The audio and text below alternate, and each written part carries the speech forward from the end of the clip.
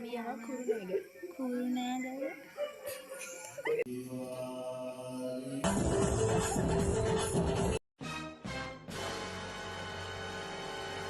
ඇත්තට මේ වගේ අහන්න හරි අමාරු පිච්චෙනවා. ඒක නම් පොඩ්ඩක් මේ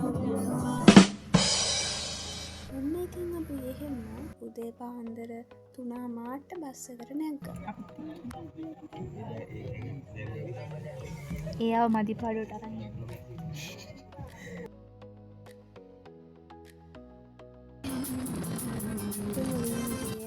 මහමෙවුනාට අපිට එකට යන්න පැය එකමාරක් දෙකක් වගේ කාලයක් ගියා.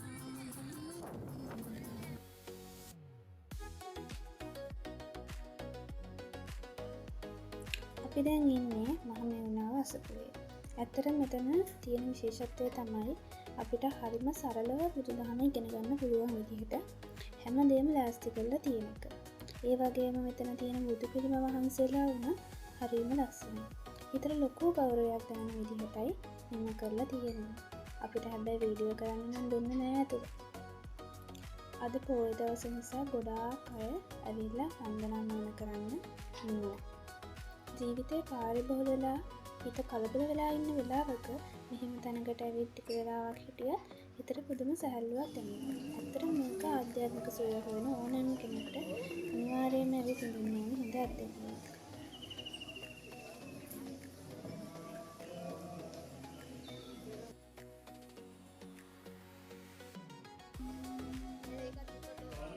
එයා කතා කරන්න කැමති කෙනෙක් නෙමෙයි. දැන් අපි අපේ සෙකන්ඩ් ප්ලේස් එකට යන්න හදන්නේ. A few moments later.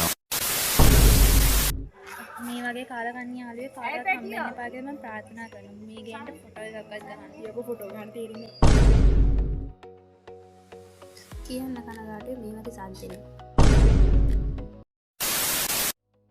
අපි ඉතින් පළවෙනි පාරට බ්ලොග් එකක් කරන්න කියලා හිතලා වීඩියෝ ටික ඔක්කොම ගත්තා. ඒ වුණාට පොඩි ප්‍රශ්නයක් හින්දා අපි ඒ වගේ සවුන්ඩ්ස් නැති වෙලා ගිහිල්ලා. කොටම කලින් කන්න ඕනේ කියලා හිතලා අපි දැන් කරන්නේ උදේ කෑම කන්න හදන එක.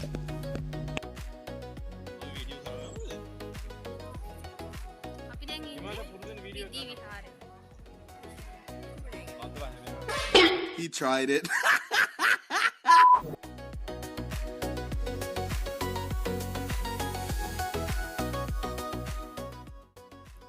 අපි දැන් ඇවිල්ලා ඉන්නේ විදී ගම්මානයේ පිහිටලා තියෙන විදී විහාරයට. මේ විහාරයත් එක්ක එක එක ජාතියේ ජනප්‍රවාද තියෙනවා. දුටුගැමුණු රජතුමාගේ කාලයේදී අනුරාධපුරයේ සිට මලය රටට තිබුණු ප්‍රධාන මාර්ගය වැටලා තියෙන්නේ මෙන්න මෙතනින්. ඉතින් මේ විහාරයට කියනවා වරකා වැළඳු විහාරය කියලා.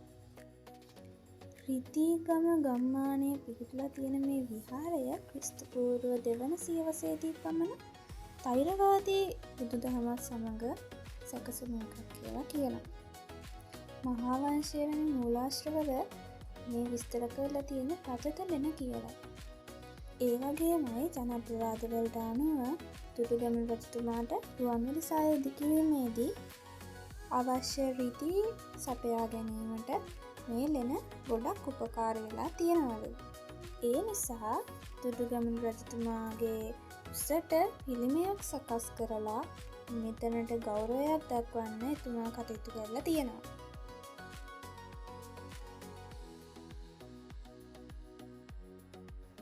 ඒ වගේමයි මෙහි වටිනා සුවිශේෂී අංගයක් වන්නේ ඇත්දලින් සකස් කරන ලද උළුවස්සයි. එහි මුදුන පංචනාරී ගටය නම් කැටයමකින් නිර්මාණය කරලා තියෙනවලු. ඔන්න දැන් අපි ඉතින් විහාරය බලලා හෙමින් පහන් ගලට යන්නයි හැදුවේ.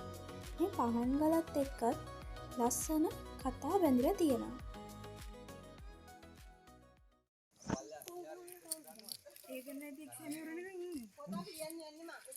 ඒ හරි අමාරුවෙන් නගින්නේ. නෑ යන්න. ඔයා යන්න. ඔයා එයත් එක්ක යන්න එපා. හරි. අක්කේ ඔයා මෙතන නිදා ගන්න. ගෙම පොලේ ගැවුවා. පහන්ගලට යන මාර්ගයේ මේ ගලේ රජවරු විසින් කරපු සෙල්ලිපි ගොඩක් දකින්න පුළුවන් අපිට. ඒ වගේමයි පරිණතම වෙලා තියෙන චෛත්‍ය වහන්සේ කෙනෙකුත් දකින්න පුළුවන්. ඒ චෛත්‍යය පිටුපසින් තමයි පහන්ගලට යන ආරම්භය තියෙන්නේ.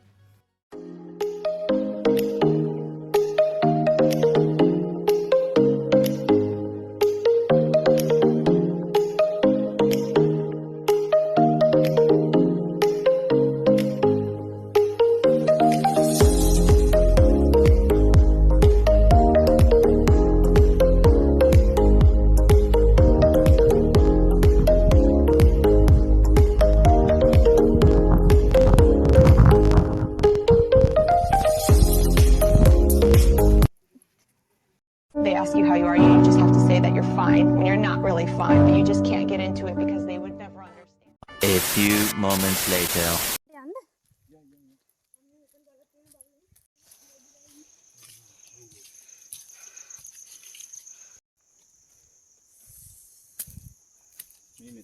ඒ කාලේ ඉඳගත්ත පුටුවක්.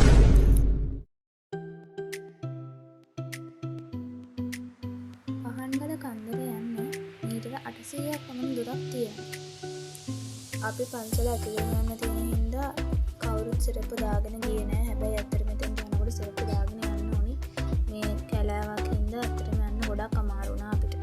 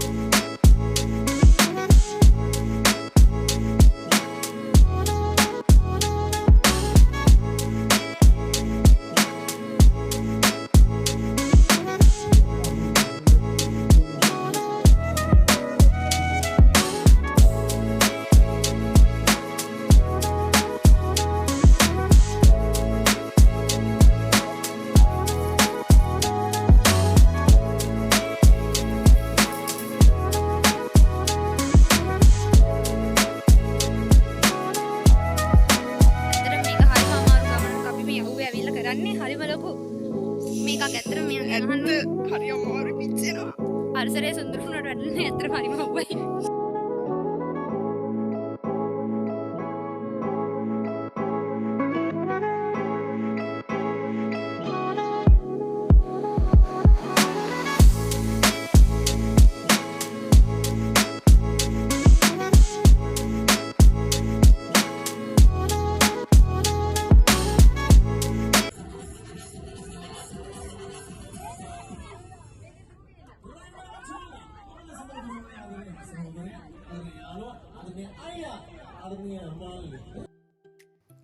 අපි ඊළඟට ගියේ රම්බඩගල්ල මොනරාගල විහාරයට.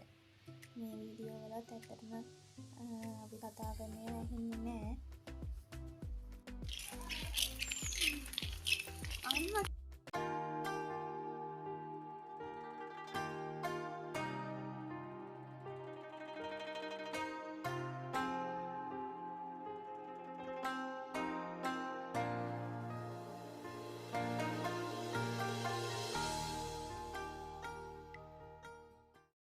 මට නෙලා ගන්න බැරි ඔය ලස්සන අයියේ මේ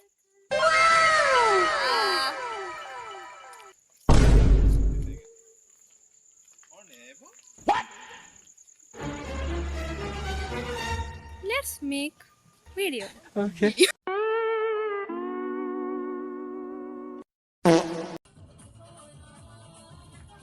උදේ ඉඳන්ම ඇවිදලා දැන් වෙලාව 5ක් පහු වෙලා. අපි දැන් අපේ අවසාන වැඩේට යන්න හදන්නේ. ඔය ඉතින් අපේ සුපුරුදු නටන ගමන් ඉන්නේ.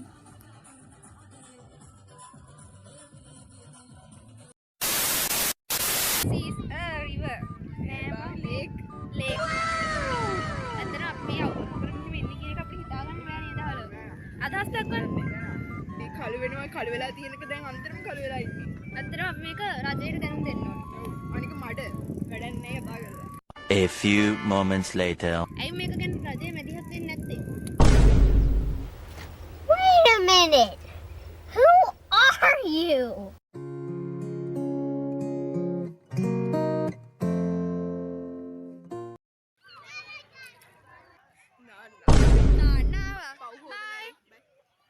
Okay. කඳුළු තිබුණාද මාවතේ රුදුරු හන්දාම ජීවිතේ වතුර හෙව්වාද හාමතේ පැදුරු නැති රැක නිදිමතේ අපි පාවෙන ලෝකේ ඇවිදින චාරිකාවේ දවසක පා